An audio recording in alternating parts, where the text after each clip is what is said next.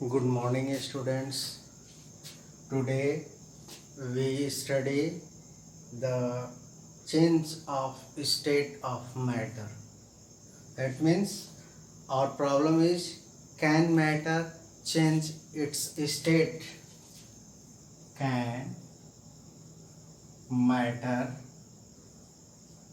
change its state? क्या matter अपने state को चेंज करते हैं? State means solid state, liquid state and gases state. जैसे सपोज करो, क्या कोई सॉलिड है, आप उसको लिक्विड स्टेट में चेंज कर सकते हैं। लिक्विड है, उसको गैसेस स्टेट में चेंज कर सकते हैं। तो चलो ये सब हम लोग ऑब्जर्व करेंगे बेटा। ओके, इसके लिए एक एक्सपेरिमेंट करते हैं। एक्सपेरिमेंट ये कहते हैं कि सबसे पहले हम लोग स्टडी करते हैं change of solid into liquid. तो इसके लिए एग्जांपल सबसे पहले हम लोग कंसिडर कर लेते हैं ice.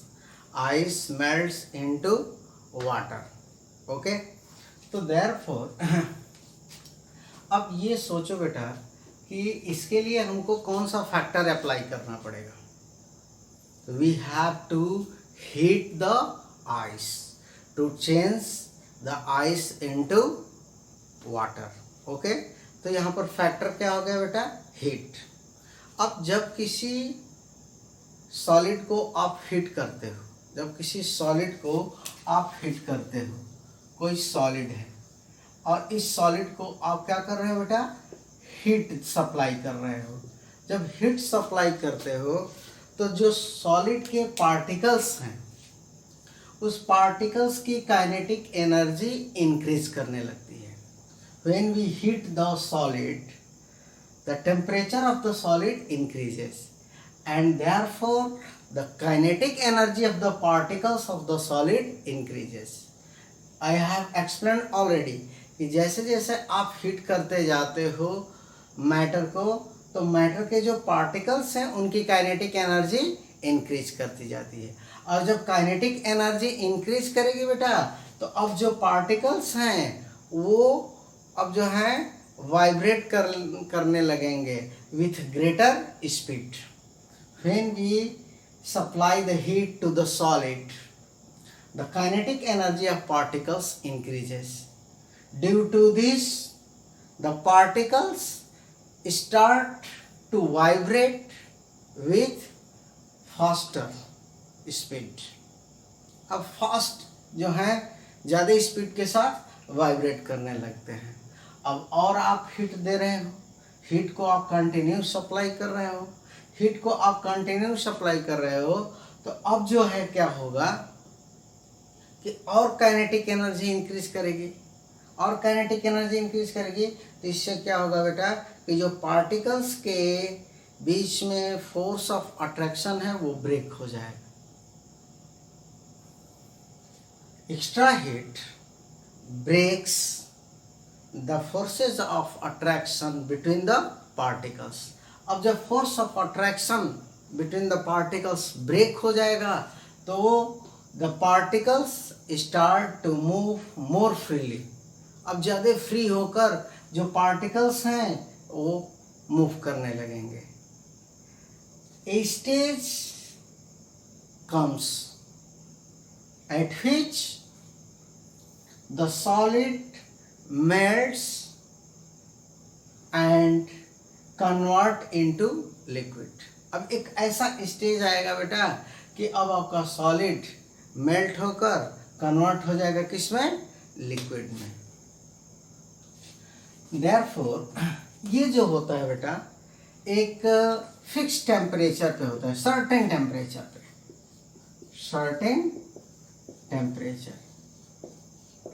At the certain temperature पे जो सॉलिड है वो क्या होता है? लिक्विड स्टेट में कन्वर्ट होने लगता है।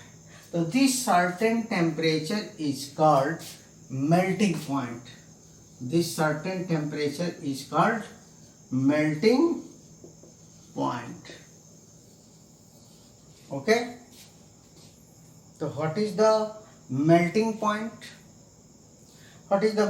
Point of a solid? A certain temperature at which the solid convert into liquid at atmospheric pressure. हाँ बेटा, एटमॉस्फेरिक प्रेशर जो होता है, एटमॉस्फेरिक प्रेशर को कंसीडर कर लिया गया है 1 atm, 1 atmosphere, that is called atmospheric pressure. खैर एटमॉस्फेयर का प्रेशर तो चेंज होता रहता है, इंक्रीज और डिक्रीज करता रहता है, लेकिन एक सर्टेन मान लिया गया है बेटा फॉर द स्टडी पर्पस के लिए। Atmospheric pressure means 1 atm।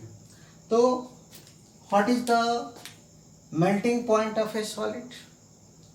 A certain temperature at which the solid convert into liquid at atmospheric pressure is called melting point. For example, अब एग्जाम्पल ले लीजिए बेटा। एग्जाम्पल क्या है? Melting point of ice. Melting point of ice.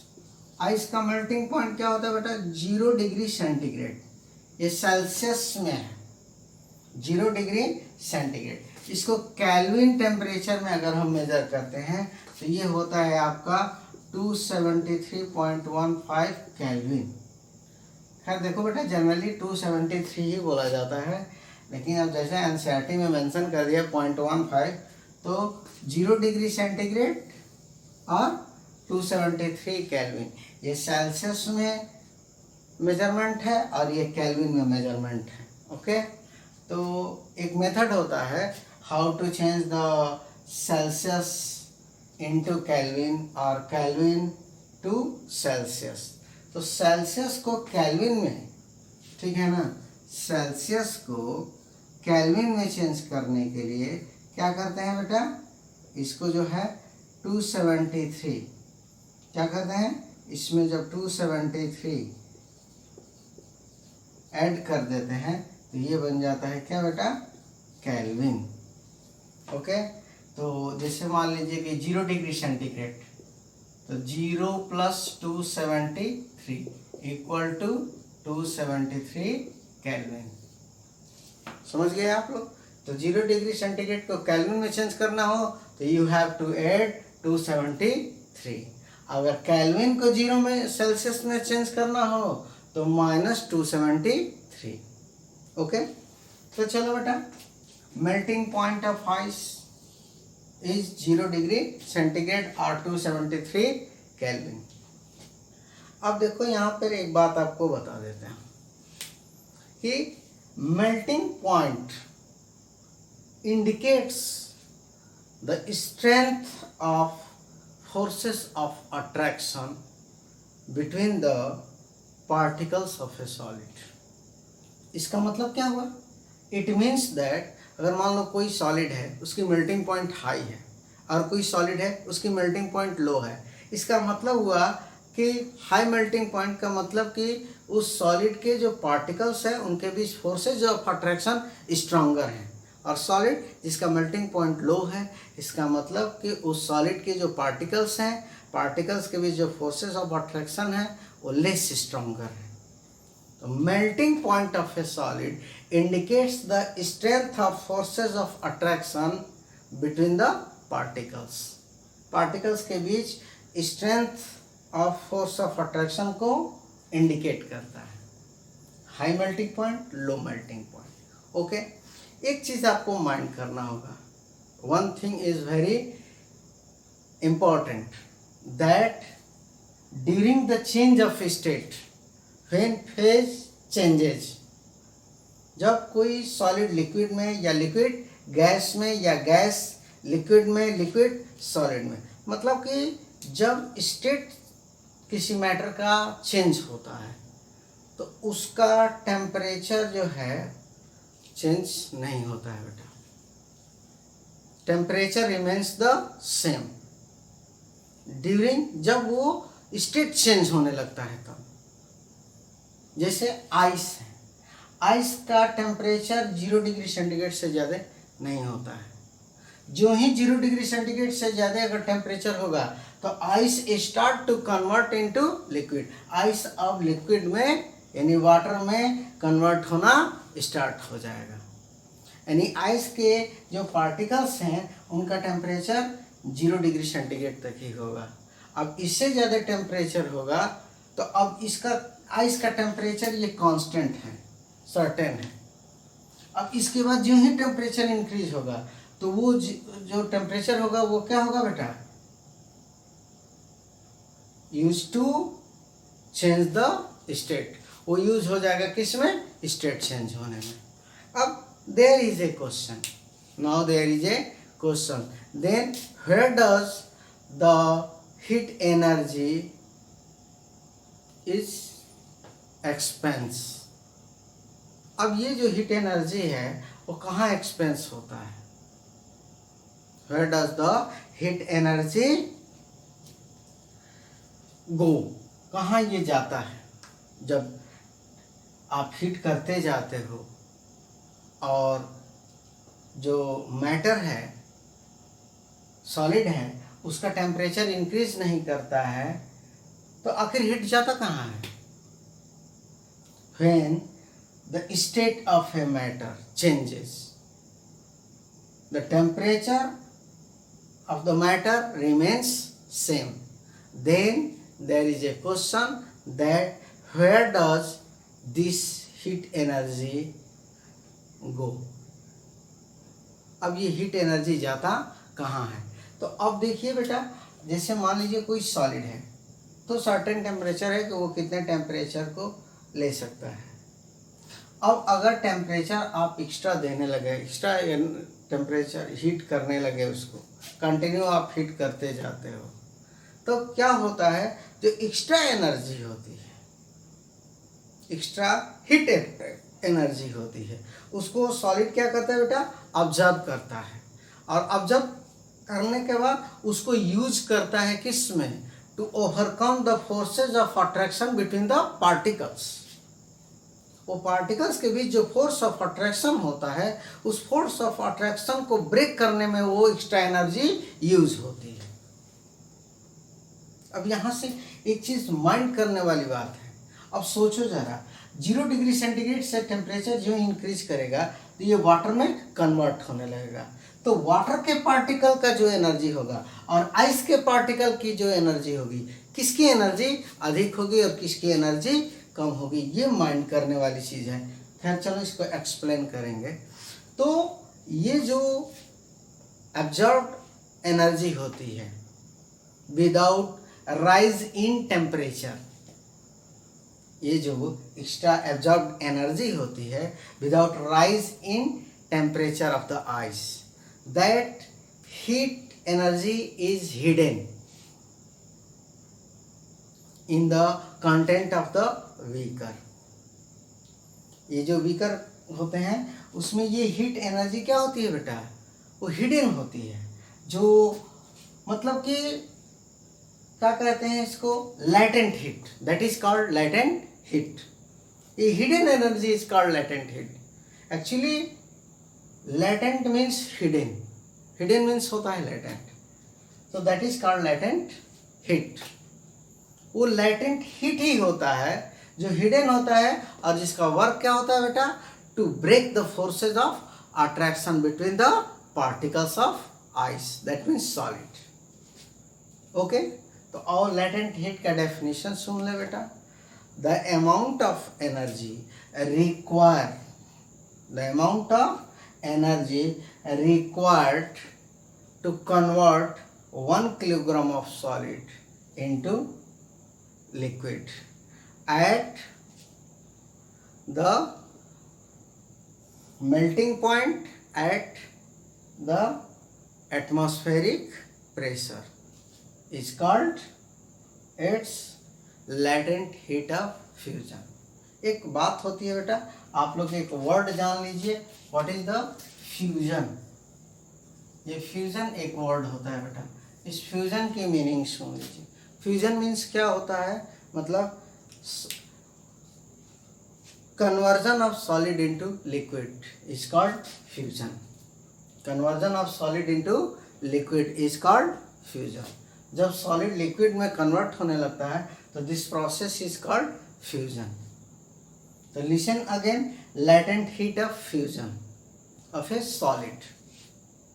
The energy required to convert 1 kilogram of a solid into liquid at atmospheric pressure and at its melting point is called its latent heat of fusion. Okay, तो अब चलिए बेटा यहाँ से अब हम लोग बात करते हैं कि जैसे आप मान लीजिए अभी आप हीट को देना स्टार्ट किए हो, मतलब अब तो हमारा क्या हुआ, एक्स्ट्रा एनर्जी दे दिए। 0 डिग्री सेंटीग्रेड से जब टेम्परेचर इंक्रीज करने लगा तो वो टेम्परेचर तो इंक्रीज करेगा नहीं। तो अब ये वो क्या होगा बेटा, heat that is use to change the state, यानी अब वो हीट क्या होगा, स्टेट को चेंज करने में एक्सपेंस होगा। तो अब यहाँ से बताइए कि 0 डिग्री सेंटीग्रेड पे आपका वाटर है और 0 डिग्री सेंटीग्रेड पर ही आपका आइस है। तो आइस के पार्टिकल्स की एनर्जी अधिक होगी कि वाटर के पार्टिकल्स की एनर्जी अधिक होगी?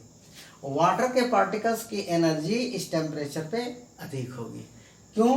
क्योंकि आइस के पार्टिकल्स जो होते हैं, अब जो ही इस टेम्परेचर के बाद आप हीट देना स्टार्ट करते हैं तो वो हीट क्या होता है, हिडन होता है, लेटेंट हीट। और वो जो है बेटा क्या होता है, स्टार्ट करने लगता है कन्वर्जन। तो वाटर का टेम्परेचर क्या होगा, ज़्यादा होगा, वाटर का जो हीट होगा वो क्या होगा बेटा, ज़्यादा होगा। तो the heat of the water particles at 0 degree centigrade is more than the heat of ice particles at the same temperature.